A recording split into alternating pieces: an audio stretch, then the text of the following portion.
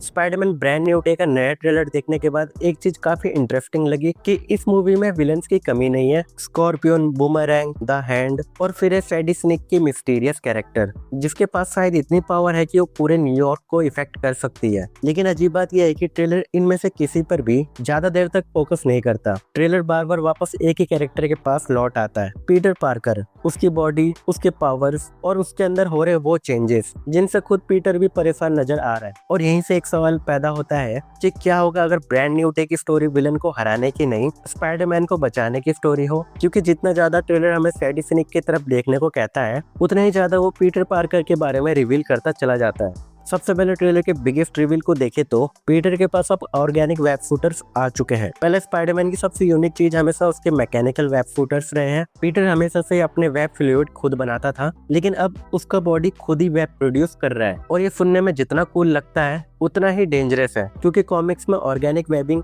Usually एक ही चीज का सिग्नल होता है, म्यूटेशन। और ट्रेलर रिपीटली हमें यही दिखाता है। पीटर की आंखें ब्लैक हो रही है, उसकी स्ट्रेंथ एबनॉर्मल लेवल तक बढ़ रही है और एक मोमेंट में वो खुद एडमिट करता है कि मैं कंट्रोल लूज कर रहा हूँ। ये लाइन बहुत इंपॉर्टेंट है, क्योंकि ट्रेलर में पीटर एक बार भी नहीं बोलता है कि विलन बहुत पावरफुल है, वो नहीं बोलता है न्यूयॉर्क डेंजर में है, वो बोलता है उसे खुद पर कंट्रोल नहीं रहा। और वही पूरी मूवी का रियल कॉन्फ्लिक्ट लगता है। इसी वजह से पीटर ब्रूस बैनर के पास जाता है और ऑनेस्टली मार्वल यूनिवर्स में म्यूटेशन और अनकंट्रोलेबल पावर के बारे में एडवाइस लेने के लिए हल्क से बेटर इंसान शायद ही कोई हो। बैनर सालों तक हल्क के साथ स्ट्रगल कर चुका है, वो जानता है कि अपने अंदर के मॉन्स्टर के साथ जीना कैसा होता है। और जब पीटर उससे पूछता है कि म्यूटेटिंग डीएनए को सप्रेस किया जा सकता है कि नहीं, तब बैनर एक वार्निंग देता है। और यही वो मोमेंट है जहाँ ट्रेलर का असली थीम सामने आता है। ये मूवी विलन वर्सेस हीरो नहीं लगती, ये मूवी पीटर वर्सेस पीटर की कहानी लगती है। अब बात करते हैं सैडी स्नेक की। मान लेते हैं कि वो जीन ग्रे है। ट्रेलर में उसकी पावर काफी डेंजरस दिख रही है।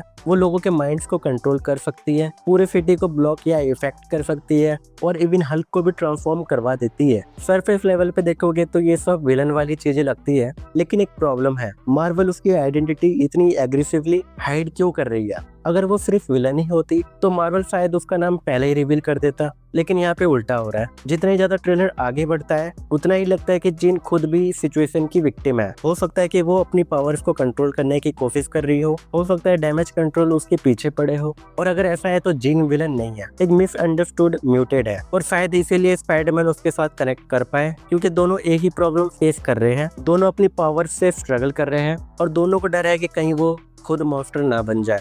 और फिर ट्रेलर में पनिशर भी नजर आता है, जो हमेशा लाइन को क्रॉस कर देता है। और उसका शायद यहाँ होना भी कॉन्फिडेंस नहीं है, क्योंकि अगर पीटर अपनी ह्यूमैनिटी लूज करने के एज पे खड़ा है तो फ्रैंक उस फ्यूचर के लिविंग एग्जाम्पल है। एक ऐसा इंसान जो कब का डार्कनेस को एक्सेप्ट कर चुका है। और शायद इसी वजह से मुझे लगता है कि सोनी हमें जानबूझ के मिसलीड कर रहा है। वो चाहता है कि हम सैडी स्नेक को विलन समझे, लेकिन ट्रेलर बार बार पीटर की तरफ पॉइंट कर रहा है। उसकी म्यूटेशन, उसका फेयर, उसका कंट्रोल लूज करना, उसकी आइडेंटिटी क्राइसिस। क्योंकि हो सकता है कि ब्रांड न्यू डे का सबसे बड़ा बैटल हल्क के साथ ना हो, जीन ग्रे का साथ ना हो सकता है सबसे बड़ा बैटल स्पाइडरमैन का खुद स्पाइडरमैन के साथ हो। और अगर ऐसा हुआ तो ब्रांड न्यू डे का रियल विलन सैडी स्नेक नहीं होगी, उसका रियल विलन होगा पीटर के अंदर पल रहा वो हिस्सा जिस पर उसका कंट्रोल धीरे धीरे खत्म होता जा रहा है। तो बस आज के लिए बस इतना ही था। वीडियो अगर पसंद आई हो तो वीडियो को एक लाइक कर देना और मैं मिलता हूँ आपको अगली वीडियो में।